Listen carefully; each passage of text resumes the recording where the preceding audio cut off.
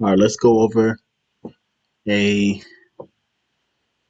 I guess, a strategy that is overlooked, very overlooked. Um, if you're anything like me, I like taking reversals. So here's Ethereum. This is very perfect. So me, I'm looking at this last area right here to be tested, which it might happen. Let's see. Let's put these lines. It might happen. And we do have a area right here where we found a somewhat of a support at, right? Let's see. Let's put the bulls there. Oh, yeah. I like to use the fractal. So we have a fractal right here. So when I see fractals showing up, we have some type of support resistance. Now, this is overlooked. This type of strategy is overlooked. Because if you come here over here to the weekly, it looks like it's still bearish. The weekly candle just started to still be bearish, right? And let's see, the next area, somewhere around here is the next area to be as far as support goes. Either there or there, but let's just say it's this way.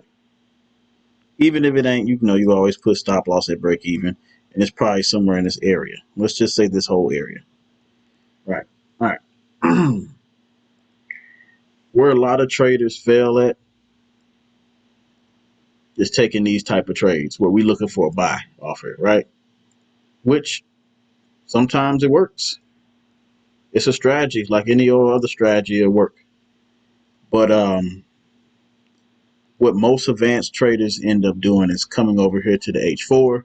And as you can see, yeah, we had a bullish engulfing candle, but it came halfway down from the engulfing candle. We have a W that formed. A lot of you don't like trading W's, but whatever. What we can do here, which makes more sense, is to go ahead and put it in a channel. The channel is about to start. A channel is about to start. And when you have trades like this and you're unsure what way it's going to go, this is what you can do. Now, first thing you can do is, let's say it comes right here, it bounces right here, and it actually bounces. You can get in a sell right here. Let's say you sell it right here, right? Let's put the sell thing in. One second. Let's do this. Let's say it legitly was doing pretty good and it became a sell right here. All right. Let's do this right. So it came, it bounced right here. You put the sell in, it's down here at this point, right? At this point, you can close half and put break even. Put break even right there. How many pips is that? That is, at that point, shoot, I don't know. Ethereum, what is this? Yeah, we'll figure the pips out later. I ain't even think the Ethereum. Okay, you up. Let's just say you're in profit at this point. And what could possibly happen, if you close half and put at break even, and let's just say it from this point in respect, and it comes back and hits you out, stop you out, you got some profit out of that, right? That's a nice little way of looking at that. You got some profit out of just off that move. But that's just one way of looking at it. Let's ultimately you should be doing this. All right. So if it comes down, it pulls back, right? And then it disrespects the channel by coming down real hard right here. And you see it get to the channel and it's struggling to get back into the channel, right? You should be looking for a continuation at that point. Even if it came and broke past there and then some reason start retesting right here below, it's out of the channel. It could be a continuation. And a lot of the trades that I take that's like this after a big push down, and I'm looking for a buy. I'm like, okay, I see a fractal. I see my fractals are showing up, so I'm in the buy. And even look, see, there's fractals showing up on because it's about to start getting into a channel. So if we have a disrespect of the channel and it breaks below and either double, gets right here and retests and is failing to go back up and start making fractals right here, we have a continuation. Or if it breaks out the channel and it can't get back inside the channel, we can have a continuation. See what I'm saying? Or if you are looking for the reversal and you see the reversal patterns, obviously take it if it's reversal patterns. But if it breaks out of the channel and start retesting at the top and it's not getting, it's not coming down, I know it sucks and you want to buy at that support, but might just be better to just go ahead and buy right here to take it back to that previous low right there, as you can see. And there'll be less, you'll have less time. There'll be less pips involved. But if you just play it by the channel and it uses the channel as a resistance and it fails to break it back into the channel, it's going to go back up. Now, I'm saying all of this because out of experience, like I said, I'll be in a trade like this and it'll be range and I'll be in all this drawdown. Next thing you know, I wake up in the morning, this thing all the way down here, continuing. And as a reversal trader or a trader that's, looking for a bottom or looking for support after the market flew up, these are the problems that we have. So this would be a good strategy. Now, not all of them are going to look like that. Let's go to Bitcoin because Bitcoin plummeted too. Oh, hell, Bitcoin looks just like it. But here's the issue with Bitcoin. Let's go to weekly. This is a critical point for Bitcoin anyway. There's cash sitting right here on this level. And like I said, there's two choices we're here. Either it's gonna break this level, and when it retests this, it's gone. Bitcoin's going back to 20K if it breaks this level. But if it don't break this level, look what happened last time. We got big pushes up. Big push up. Now, the way I'm looking at this on the weekly, this is in the middle of nowhere. And even this weekly candle is starting off bearish. So to me, this is not worth trading in the middle of nowhere. When it comes down here, this makes more sense to wait for it to come down here, even though I have a fractal right here. Just because a fractal right here doesn't mean this is not gonna just reverse. Even if it does reverse, let's say it reverses, it comes back up here. If it don't make it, it's just gonna come back down here. It's gonna take this. This is just gonna be a lower low, and it's gonna come down here and then sit here for a while, and we'll have a nice either bull run happen or a nice bear run that will happen after it breaks that level. So that's why I don't like trading in the middle of nowhere. In the middle of nowhere, the support's right here. That new resistance is right here. This is in the middle of nowhere. So me putting a trade in right now is just not going to make sense for me, even though I see all these candles going up. And there was some diversions and stuff on the H1 or something like that. It made that diversion move and shot up. Still not convincing to me. I wanted to come down here, then I'll buy off that line. Actually, I literally put a buy stop or a buy limit right here and have it to the moon. You know, be a good little line to buy off of. But if it breaks, goodbye. This is the next move if it breaks. Either or. Trying to see. Let's see if we can find a uptrend one.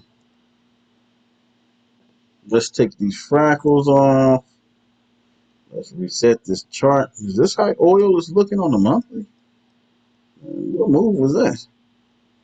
What's this? A 911 stuff. All right. Anyway, now here's oil. We trying to find a. It's on the uptrend. You're trying to find a resistance, so it can turn around like it did right here, but it may eventually start going back up. See, right here is it's pretty high up at this point. That was the last high, and it came down. So it does kind of make sense to go ahead and put another buy in, but it just broke this. It just broke a previous high already, right? And we usually when it makes if it breaks a previous high already, we have a break. It came back down and went back up. What's making sense for me is this next one right here. So again, the same problem with Ethereum. This in the middle of nowhere now. So I'm not even looking at this no more. Even though it turned around, it's still on an uptrend. It's in the middle of nowhere. Now we do have a level right here too, obviously. But it looks like it's breaking it. It looks like it has enough momentum after this big drop. Oh my God, this drop went all the way to point. Ooh, what was this? April of 2000. Oh, okay, of course, 9/11 stuff probably or whatever, somewhere around there. All right, so this looks like it's going. It looks like it wants to break this area. Now I can put the fractals in. Yeah, there is a monthly fractal right here, but what happened last time? There was a monthly fractal right here too. So you would think, yeah, it made the doji and it turned around and then it broke this monthly and turned around. It's too much on an up tear. Could be looking for reversals. So when you go to a higher time frame, yeah, we got the doji right there. So it might come down. Go to a higher time frame, we got a daily fractal, but it's a daily close above this support, and then looks like that retested. Looks like it wants to go up. So I'm not going to be putting no sales in this until I really see something that's worth selling. That would have been a nice sale, but we're not talking about baby sales here. We're talking about actual swing trade sales where this is going to drop back down to 73, because that's what I'm looking for. I'm looking for the big move. We can go on the M15 and catch a little baby move. Yeah, that's nothing. But we want these big moves. Actually, that was a big move right there. Let's go back to that. Those are not just 2 4-hour candles that came down. It touched that H4 high and then went back up. So, so catching these reverse. So for this, for me, when it comes to this, it's been ripping up, been trending up. And look, it even broke out of the trend and then broke back in. So it might just continue trending up. Now we just take the drawings off, right, and look at this H4. That's why I use trend lines and stuff like this. So you got this trend. This never came down to the trend line. This broke and it tested it, but it went up. So this was a fake out. If we were to say this is the high at this point, and if we were to just start putting in the levels,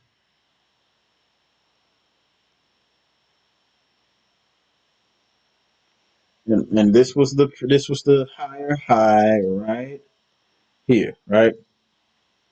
Higher high right here. Put some more levels in here. All right, so at this point, let's say it comes back down. Let's say this is the highest it goes, and then it start coming down to here, right? If we get a breakdown here, might get a little sell right here, right? But then this is a good nice buy line, so it comes back again, and let's say it breaks this area, right? So at this point, we got a deep drop down. If it comes back up here and retests this on the H4, then we might start seeing some moves to the downside. Once we see that, then I can start going on a higher time frame, seeing what I'm looking at, and start catching a sell. But until then, just expect that this is going to continue going up. That way you won't waste your time trying to look for reversals. Because sometimes these things just be continuation. This is a very strong bull run. Very strong. And it just looks like it want to come back up here and touch this 106. I'm not saying it will, but it's not too far away from it. After it breaks this area, it could touch this 106 one more time before it comes down. Because this is the move I'll be looking for. But somewhere in this is, we start doing this, having the touches. Touch, touch, touch, and then start getting smaller and smaller because you could have just did that. Touch, touch, touch, touch, touch, drop. Never came back to retest this. And that's another thing too. It never came. It's going. Sometimes it comes back and retests. So I feel like coming back and retesting the previous highs of this area might be where a lot of liquidity is at. Matter of fact, ain't no might be. Ain't no might be. Nah, we ain't finna play them games. Mm-mm. Mm-mm. I'm telling you right now. Just spotting liquidity, right? Let me tell you right now. There's money sitting at the top right here from people that probably put a swing trade sale and then came back here when they pulled back up here again and then put a swing trade sale in again. It's a lot of money sitting up here. A lot of money in this man. Your favorite song. There's liquidity sitting up here. So I don't expect this to keep going down for long. I expect this to come up here and wick all these people out and get all this money. Come up here and get all this money first. A lot of money sitting up there. Then when it wants to fall, then it'll fall. It'll fall now. When it falls, it's going to leave more money sitting up there. So it's going to keep coming back to these areas. I wouldn't be see I don't think the brokers were even. Yeah, I heard the stories about these wicks like this. The broker didn't even allow trading until this thing came back to normal. You couldn't even trade this until this thing came back to normal. So for the only liquidity, I mean, there's probably still liquidity down there from swing traders. But I'm gonna tell you right now, that market be smacking them swing traders.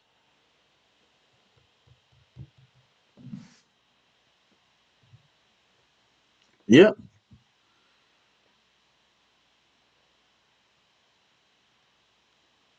Let's see. Yeah, see, it's liquidity down there. There's money right down there too. It's gonna come back and get y'all. Oh, it's gonna get you. That's one thing. That's one theory that I do know. Just by looking at the market structure, it comes where it ain't been in a long time, and it comes collects that money and then sweeps down. So maybe that's the liquidity grab that people be talking about. But yeah, looking for reversals, it's a good strategy and it works, but sometimes it can bite you in the butt. So So basically, to sum it up, if the after the market does a nice long drop and you see this, because it usually does this, when you see that, the best thing to do instead of putting that buy in real quick, I mean, you can put the buy in, but the best thing to do is, it's going to start a little channel going up. It's called the corrective. It's correcting itself. I know that's terrible how I did that, but it's doing a. So this is the impulse, and this is like the little correction, right? But if it breaks out of the correction and retests the correction, then it's going to continue. And what us as people that's trying to catch the buy, you can possibly catch the buy at the bottom, and you're going to be in this buy, right?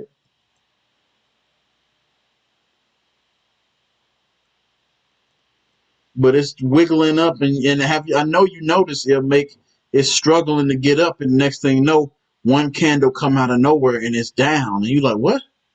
And it does this, and then it continues. So I mean, yeah, you can get that buy, but if the trend is trending, what it is, if there's trending down, we need to learn how to just wait for the breakout